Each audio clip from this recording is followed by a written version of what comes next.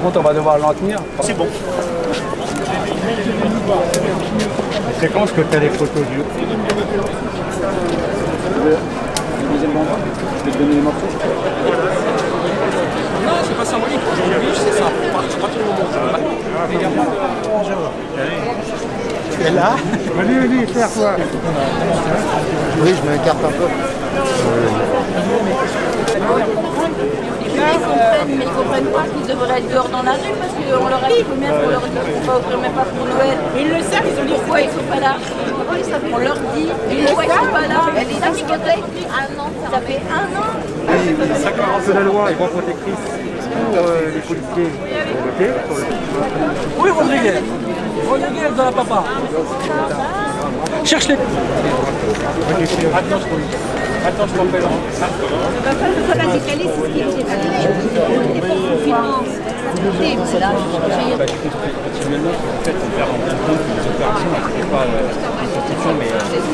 Monsieur Benalla, Monsieur Praz, il y a des gens qui peuvent travailler pour l'Elysée. Et en fait, on ne pourra pas les filmer parce qu'ils sont juste un déguisement. Donc demain, comme l'État aujourd'hui ne peut pas garantir que tous les gens qui sont en face de nous sont des policiers, avec cette loi, on est tranquille, ils pourront mettre qui ils veulent. Donc c'est très dangereux. Et je rappelle donc par exemple, dans l'affaire Benalla, notre syndicat est partie civile, parce que ça a entaché l'image de la police nationale. Il y a des manifestants qui ont été molestés complètement illégalement, sans aucune possibilité de dire qu'il y avait un motif légal. Et du coup, la justice va pas très vite. Voilà. Et sur cette loi également, ce qui a été dit par le syndicat Gilets jaunes, c'est qu'aujourd'hui en France, il y a une exception par rapport à d'autres démocraties européennes, c'est que la police est contrôlée par la police. C'est-à-dire que les autres pays ont des inspections indépendantes, avec des citoyens qui contrôlent. Donc éventuellement, s'il y avait ce contrôle indépendant, on pourrait discuter de la loi sur le foutage des policiers. Aujourd'hui, c'est le dernier rempart démocratique du contrôle de la police. Demain, ce sera uniquement entre les mains du ministère de l'Intérieur, et on a pu le voir dans différentes affaires sur l'honnêteté de l'IGPN dans le suivi des enquêtes. Donc, on en est là. Donc plusieurs fois, nous avons entendu dire on est là, ben là, on en est là. Voilà, 2 ans après. À travers la gestion désastreuse de la crise sanitaire, la France fait aujourd'hui l'expérience de ce que nous, les Gilets jaunes, dénonçons depuis 2 ans, jour pour jour. Nous sommes sortis manifester le samedi 17 novembre 2018 pour demander une justice fiscale et sociale. Sur les ronds-points et dans les rues, nous avons fait l'expérience de la fraternité. Nous pensions exercer nos droits. Nous imaginions que notre voix serait entendue. Mais nous nous sommes heurtés à un mur. Le gouvernement nous a méprisés et diffamés. Foule haineuse, casseurs, racistes, antisémites. La répression fut sans précédent. 1 mort, 27 éborgnés et 5 mains arrachées. Plusieurs milliers de blessés. Plus de 10 000 gardés à vue. Plus de 3 000 condamnations, environ 800 prisonniers, un bilan effroyable au nom des valeurs républicaines assénées par la classe politique. Nous avons démontré que la démocratie affichée était un leurre, que le pouvoir n'appartient ni au peuple, ni même à ses représentants, mais aux oligarques dont la puissance financière est sans limite.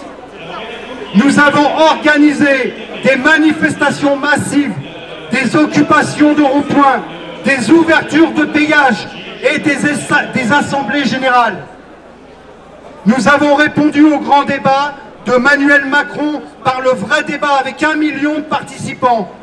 Nous nous sommes mobilisés contre la vente des aéroports de Paris.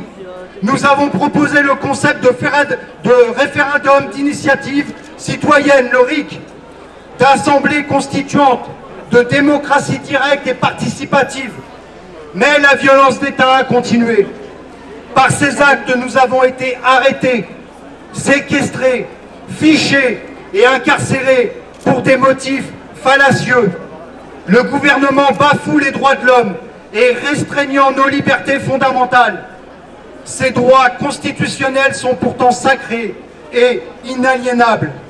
Avec la proposition de loi de sécurité globale qui est présentée le 17 novembre 2020 à l'Assemblée nationale, en jour anniversaire des Gilets jaunes, le gouvernement installe les bases d'un régime totalitaire.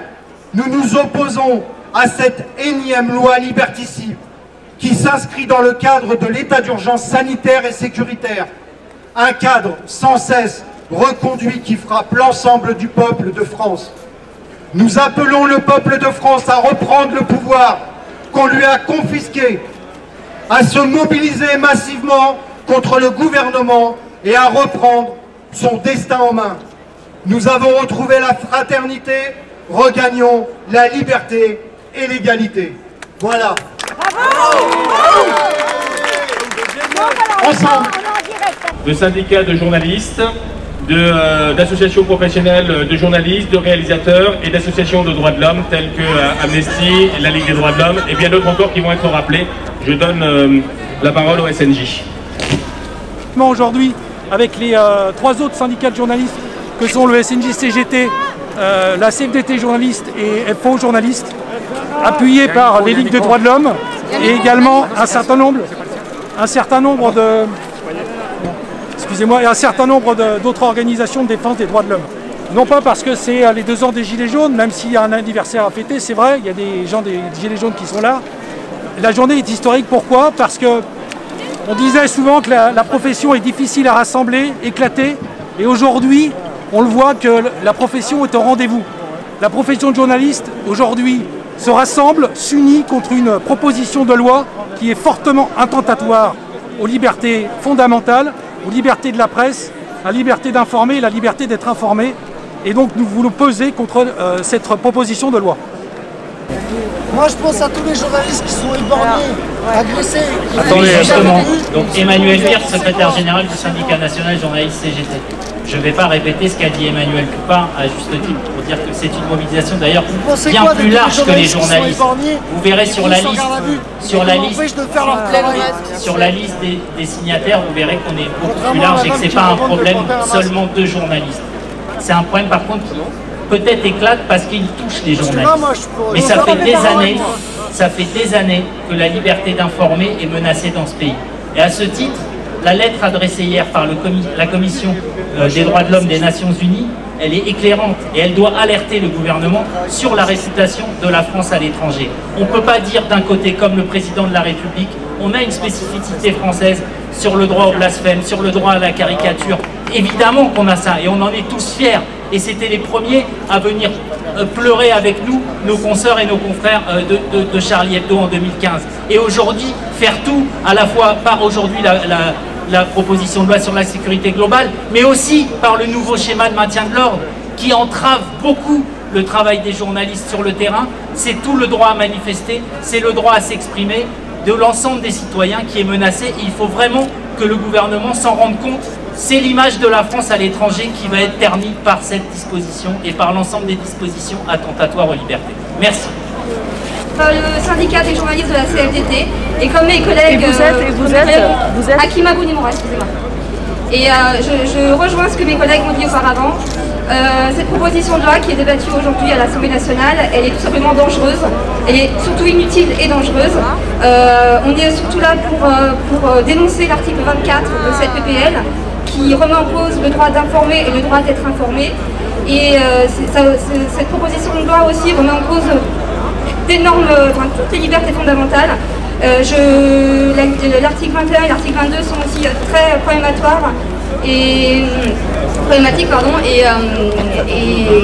dans le droit de manifester, il faut absolument se mobiliser et mobiliser tout le monde pour dénoncer, pour lutter contre cette nouvelle proposition de loi en fait, qui ne sert juste à rien. Bien Tristan Mal, je représente le syndicat général des journalistes Force ouvrière.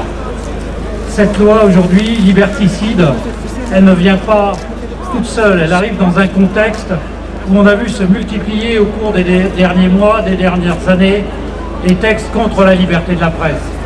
Il faut rappeler quand même qu'il y a eu la loi sur la protection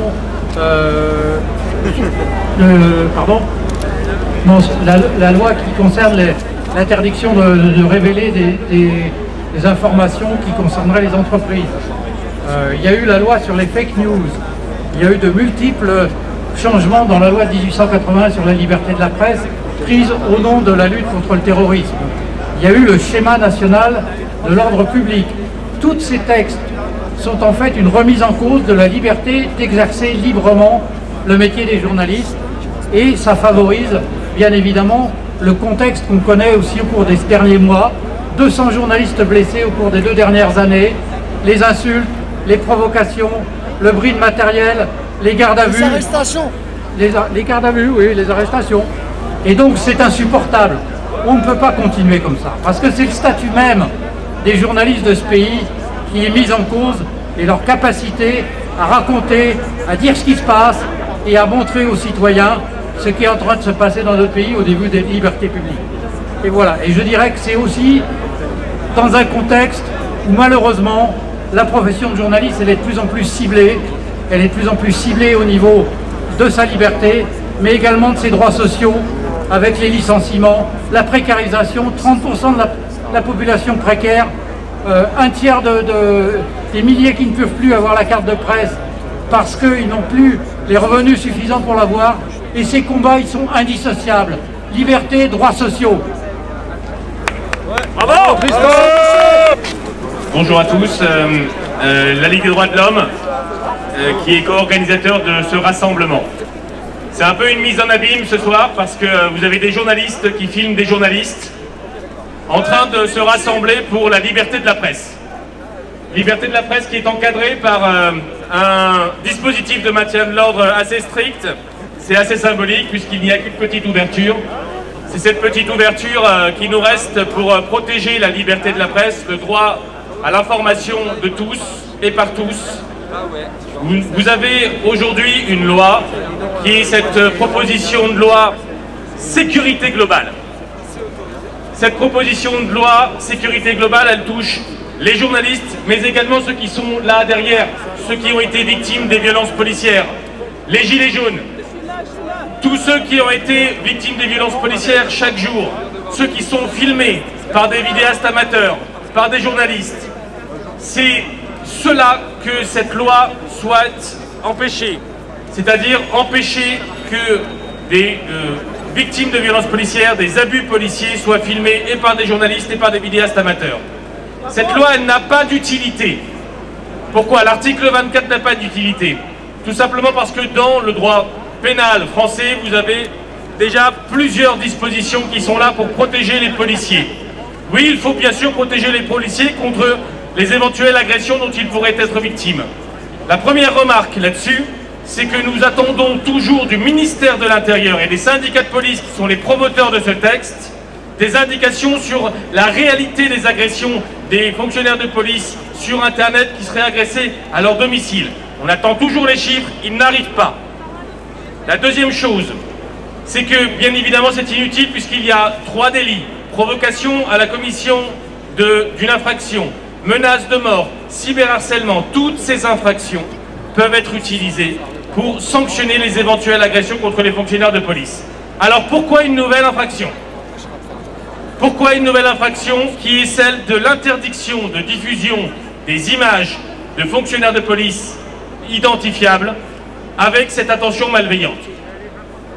Tout simplement parce que vous, journalistes, demain, vous serez sur une manifestation, vous serez dans la rue, vous pourrez être interpellé, menotté, placé en garde à vue et envoyé devant un tribunal uniquement parce que celui qui se sent victime de la chose, c'est le fonctionnaire de police lui-même qui aura le droit de vous arrêter. En disant l'intention de nuire, nous l'apprécierons plus tard devant le tribunal. L'objet de cette loi, c'est d'empêcher le fonctionnement du journalisme et des vidéastes amateurs et empêcher les victimes de violences policières d'obtenir justice.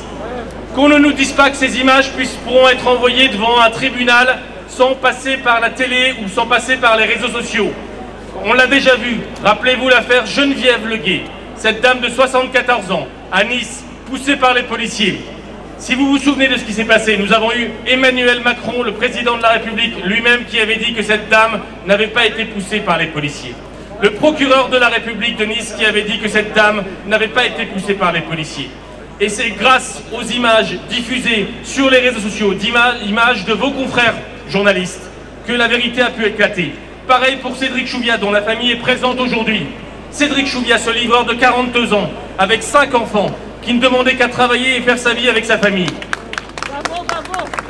Il est mort écrasé par les policiers, étranglé, le larynx écrasé par des policiers. Pourquoi? Parce qu'il filmait les policiers. Les policiers ne veulent pas être filmés parce qu'ils ne veulent pas être sous le regard et des journalistes et du contrôle citoyen. L'ONU hier a rappelé que cette loi ne pouvait pas être passée. L'ONU, c'est-à-dire la communauté des nations, a indiqué que cette loi était illégale avant même qu'elle ne soit passée parce qu'elle est contraire aux traités internationaux. Elle est contraire à la communauté internationale.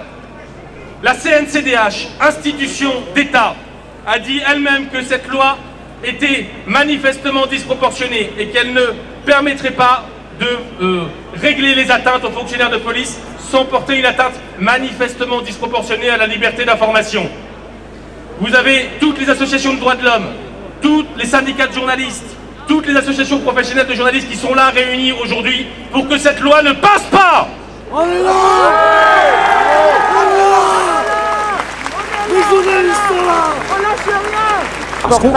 Ce qu'on craint, c'est un effet que les journalistes soient arrêtés de manière préventive, tout simplement sur le fait qu'ils étaient surpris en train de filmer. Et donc n'importe quel officier de police, militaire ou gendarme, pourra, dans le cadre de cette loi, dire bah voilà, il a eu une atteinte à ma santé psychique ou physique, et donc sur ce simple fait-là, je l'arrête. Donc c'est une atteinte flagrante aux libertés de la presse. Ce n'est pas possible. Donc ça veut dire aussi que les rédactions vont s'auto-censurer. Ça veut dire que demain on ne peut plus faire de direct. Donc ça veut dire qu'on ne filme plus, que le journaliste ne filme plus, le citoyen ne filme plus. Et au moment où on est justement dans un monde noyé d'images, l'image, comme l'a rappelé Ariel Halimi de la LDH, l'image elle est aussi là pour rétablir la vérité à un moment donné. Elle est aussi là pour rétablir la vérité. Que faire si la loi passe? Est-ce qu'il faudra appeler à la désobéissance civile?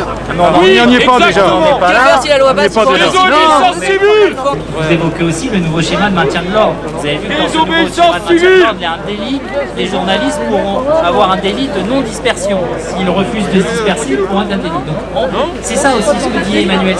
Et vous le savez bien, et c'est pour ça que l'ensemble des SDJ, là on va citer toutes les SDJ qui ont signé notre appel et qui appuient les SDJ de BFM, de France 2, France 3, enfin, ils savent très bien ce que c'est l'autocensure, ils savent très bien la difficulté de filmer les forces de l'ordre, et ça fait des années que ça dure, et les pressions sur les journalistes se généralisent à tous les niveaux, donc et on ne sait même pas où va arriver, à quel niveau sera le texte au final. Je vous rappelle que M. Darmanin n'arrête pas de répéter depuis hier qu'il veut que ça aille encore plus loin, qu'il n'y ait pas ce thème en cas d'atteinte atteinte physique ou psychique des forces de l'ordre. Il faudrait un foutage immédiat. Et on sait très bien, et d'ailleurs il y a un grand absent, pas du rassemblement parce qu'il se rassemble pas souvent, mais que disent les directeurs de la rédaction?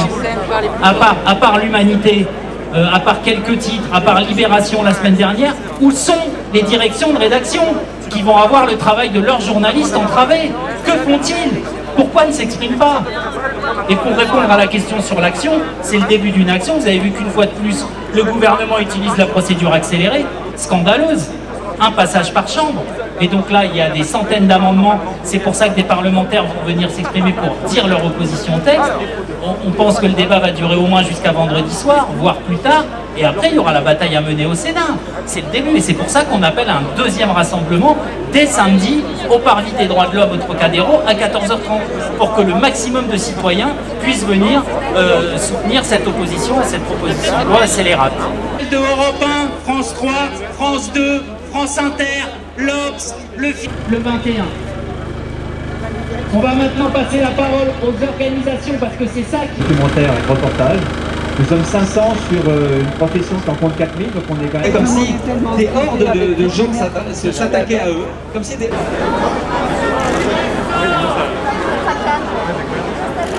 Le droit des citoyens puisse publier ces documents, comme le prouve le documentaire.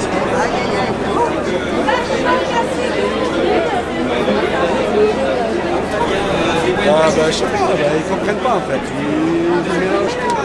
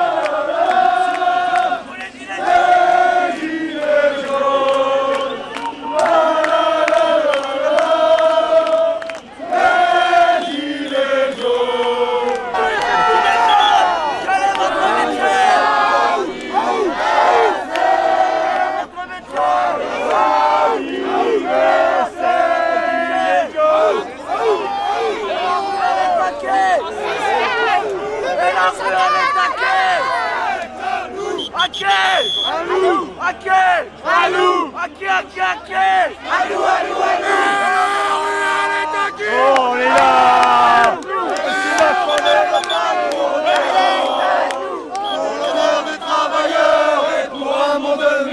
Même si Macron ne veut pas, nous on est là. On est là. On est là. Même si Macron ne veut pas, nous on est là. Pour l'honneur des travailleurs et pour l'amour de meilleur. Même si Macron ne veut pas, nous on est là. On est là. On est là. Même si Macron ne veut pas, nous on est là. Pour l'honneur des travailleurs et pour l'amour de meilleur. Même si Macron ne veut pas, nous on est là. On est là. On est là. Même si Macron ne veut pas, nous on est là. Pour l'honneur des travailleurs et pour l'amour de meilleur. Même si Macron ne veut pas, nous on est là. On est là. On est là. Pour l'honneur des travailleurs et pour l'amour de meilleur. Même si Macron ne veut pas, nous on est là. On est là. On est là. C'est 2 ans qu'on est là. Et sa police aussi. Et on reste des terres pour bloquer le pays. Macron nous fait la guerre. Et sa police aussi. Et on reste des terres pour bloquer le pays. Bloquer le pays. Aux armes. Aux armes. Nous sommes les gilets jaunes. Nous sommes les gilets jaunes. Et on ne lâchera rien. Et on ne lâchera rien. Allez les jaunes. Allez les jaunes. La la la la la.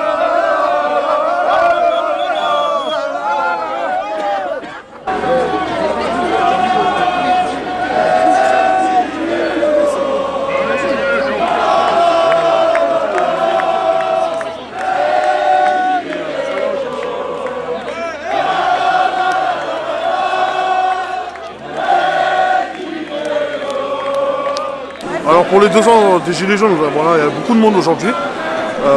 C'est vraiment magnifique, vraiment. J'espère qu'on va vraiment avancer l'année prochaine, vraiment. J'espère que les Gilets jaunes vont bouger leur cul, excusez-moi de dire ça. Et j'espère qu'il y aura du monde dans la rue, parce qu'il y a beaucoup de lois qui sortent, vraiment. Et là on en a tous marre, il y a beaucoup de gens qui sont dans la merde, il y a des gens qui pètent le pont, il y a des gens qui pètent les jeunes, vraiment il y a aussi des manifs partout dans toute la France. Et là les jeunes, les Français ils en ont marre, et le président de la République il fait n'importe quoi aux Français, il veut pas laisser parler aux Français, il veut pas nous donner, on demande un petit rendez-vous avec lui, il veut pas. Et là pour une fois qu'on va avoir les 2 ans pour les 2 ans de Gilets jaunes, mais à un moment c'était vraiment beaucoup de Gilets jaunes dans la rue. Et là il y a beaucoup de Gilets jaunes dans toutes les rues, vraiment. Et là aujourd'hui on est là pour l'histoire qu'on n'a plus le droit de filmer les forces de l'ordre. Et c'est pas normal parce que les journalistes, c'est important qu'ils filment les forces de l'ordre. Parce que, en exemple, les forces de l'ordre, on s'est matraqué, il y a des violences policières, il y a des violences graves sur tout le monde. Vraiment, les forces de l'ordre, ils tapent, ils gazent et tout. La justice, ils vont faire quoi? En exemple, nous, on veut porter pas contre les forces de l'ordre. Nous, on veut porter pas contre les forces de l'ordre. Les avocats, ils ont besoin de preuves, des vidéos, ils ont besoin de plein de trucs. Et là, aujourd'hui, on est en colère, tout le monde est en colère. Et tout le monde est en colère. Et la colère, ça va fort, la colère, ça va fort. Et c'est pour ça que les Français, ils en ont marre du président de la République. J'espère qu'il va partir, j'espère qu'il veut remettre droit aux Français. J'espère qu'il va bouger un petit peu. Parce que là, les Français, ils en ont marre. Et les Français, ils pètent les plombs. J'espère que ça va bouger plein de trucs.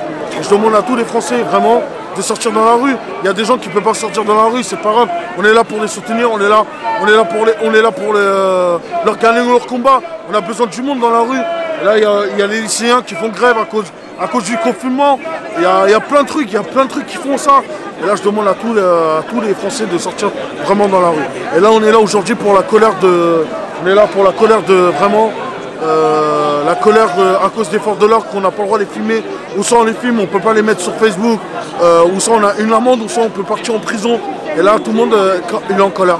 Alors je demande à l'État qu'ils arrêtent de nous mettre dans la merde. Et je demande au président de la République qui m'écoute vraiment, qui m'écoute vraiment, je demande au président de la République, remets bien la France. Et les Français, ils vont arrêter. Là, les Français sont vraiment en colère, et je leur comprends. Moi, je suis en colère parce qu'il y a beaucoup de taxes à payer, il y a beaucoup de ça à payer. Moi, je suis vraiment en colère. Voilà. Moi, je vous dis à tous les Français, j'espère qu'on va avoir du monde dans la rue. Merci.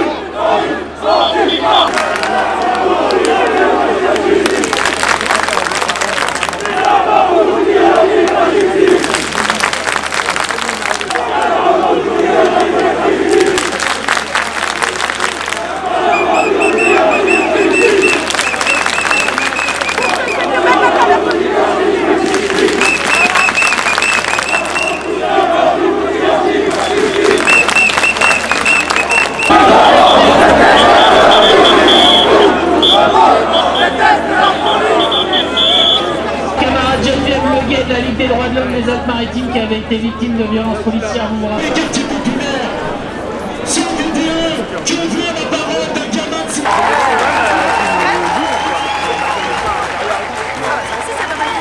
Amis policiers, soyez fiers de défendre la France. Laissez-vous filmer. Vous n'avez rien à vous reprocher, donc vous devrez être très content de la police. Laissez-vous filmer, amis policiers. Vous faites rien de mal, non ?